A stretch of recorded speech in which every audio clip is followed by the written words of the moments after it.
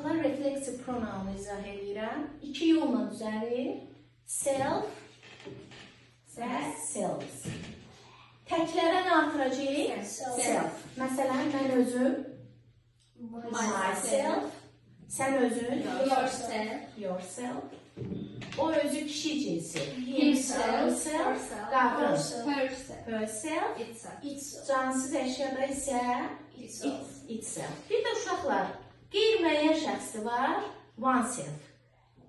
Bir kəs özü. Bunlar təklərdir. Cəm olanda selves-dən istifadə edəcəyik. Ourselves. Yourselves. Və bu üçü bunlar. Cəmlənəndə olur themselves. Bəzən testlərdə səhv verir, yazır himselves, səhvdir. Və ya da hisself verir, səhvdir, elə şey yoxdur.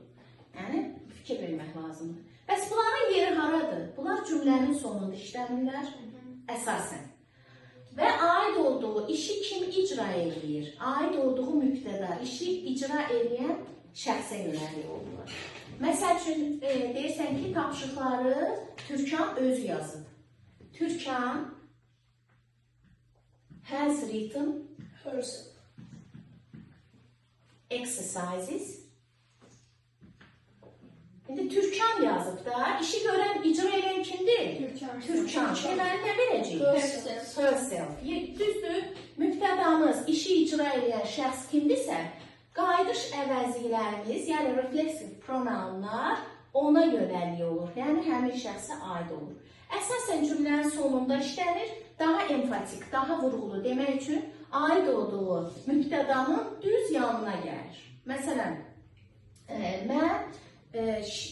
məsəl üçün, evdə ya da test verirsiniz, gəlirsiniz məktəbə, məsələn, müəllim şübhələndə, deyir, tapşırığı sən özün mü yazırsan? Deyirsən, mənim bəli yazmışam. Müəllim deyir, inanmıram. Deyirsən, axı özüm yazmışam.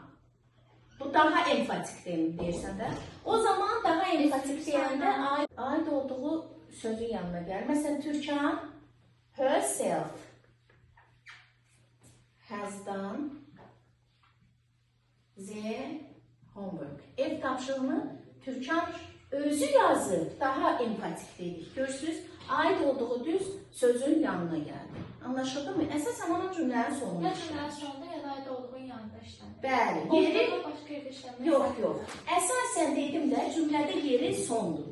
Amma daha enfatik demək üçün aid olduğu mübtədanın düz yanına gəlir. Yanında istifadə olunur. Anlaşıldı? Bəli.